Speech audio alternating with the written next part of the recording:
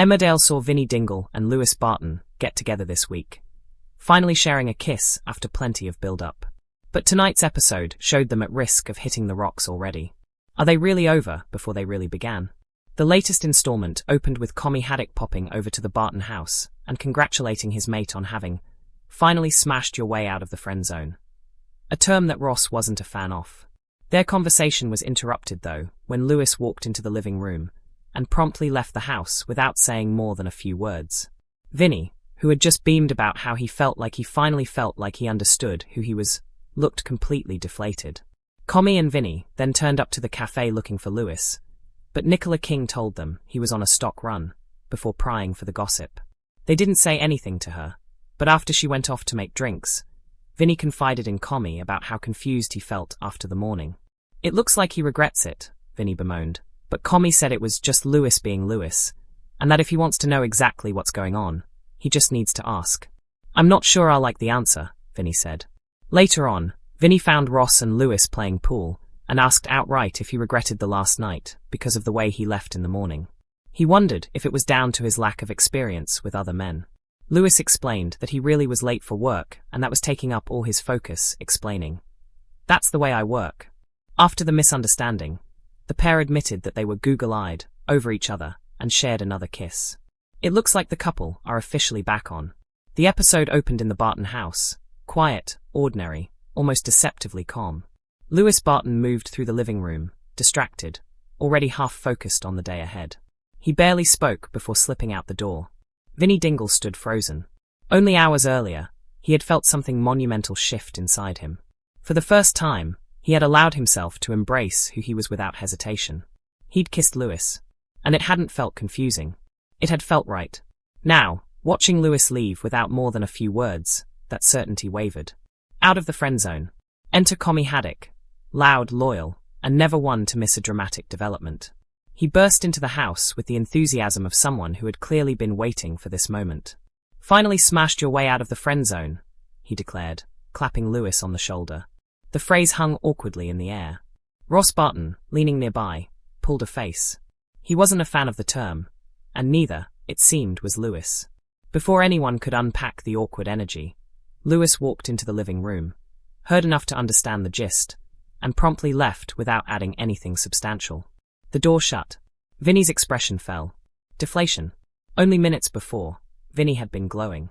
He had told Commie he felt like he finally understood himself, that something inside him had clicked into place. Now, he looked like someone who had just been told the celebration was premature.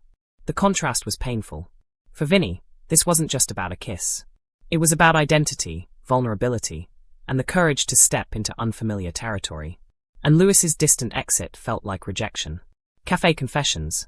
Determined to get answers, Vinny and Commie headed to the cafe, the unofficial gossip hub of the village. Behind the counter stood Nicola King, sharp-eyed and ever curious. When the pair asked about Lewis, she informed them he was on a stock run. But Nicola wasn't about to let them leave without extracting at least a hint of drama. "What's the gossip?" she pried, leaning forward with barely disguised interest. They dodged the question. But as Nicola disappeared to prepare drinks, Vinny leaned closer to Commie.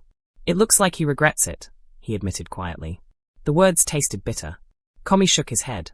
"It's just Lewis being Lewis," he insisted. "If you want to know what's going on, just ask him." Vinny stared into his untouched mug. "I'm not sure I'll like the answer."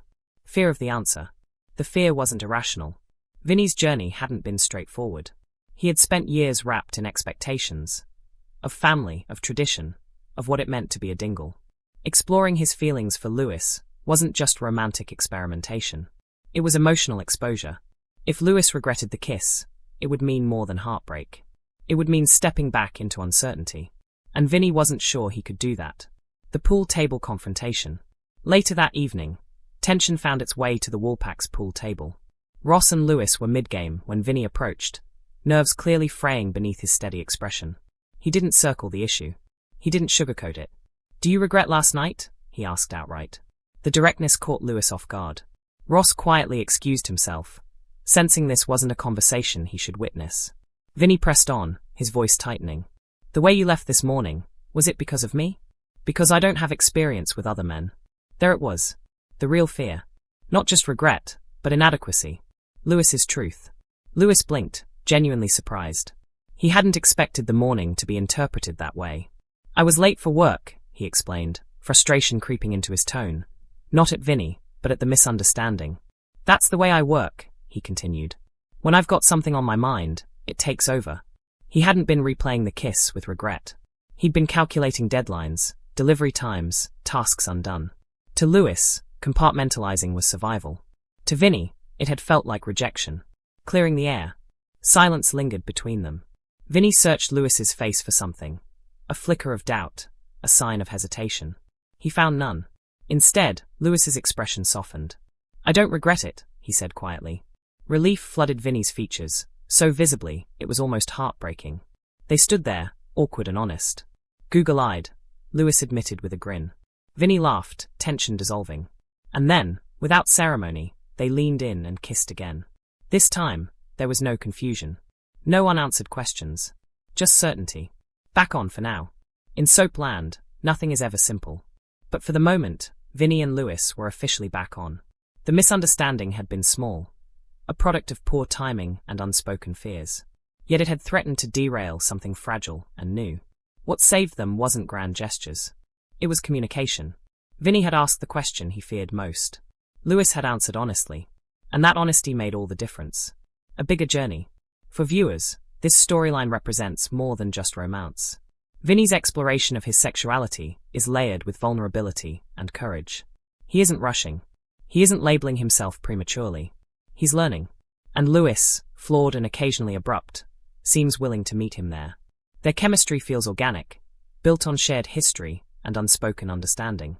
But soap audiences know better than to relax completely. External pressures loom. Village gossip circulates. Family reactions remain unpredictable. The dingle factor. Being a dingle comes with its own weight. Tradition runs deep. Acceptance may not come easily from every corner. Vinny knows that stepping into this relationship publicly could stir conflict. And Lewis, independent by nature, may not always navigate that storm gently. Their bond will be tested. It always is. Are they really over? The answer for now is no. The scare was real. The hurt was genuine. But it was rooted in assumption, not betrayal. Insecurity, not incompatibility. The kiss at the pool table wasn't just romantic. It was symbolic. A decision to keep trying. A promise, however tentative, to communicate instead of retreat. The calm before the storm? If history in Emmerdale has taught fans anything, it's this. Happiness rarely lasts unchallenged. But perhaps this time, the writers are offering something different. A slow build. A realistic exploration of first love and self-discovery. A relationship that falters not because of scandal, but because of human fear. Vinny's journey is only beginning. Lewis's role in it remains uncertain. But tonight, as they stood in the dim pub light, sharing a kiss that felt steadier than the first, one thing was clear. They're not over before they began. They're just getting started. And in a village where drama waits around every corner, that might be the bravest beginning of all.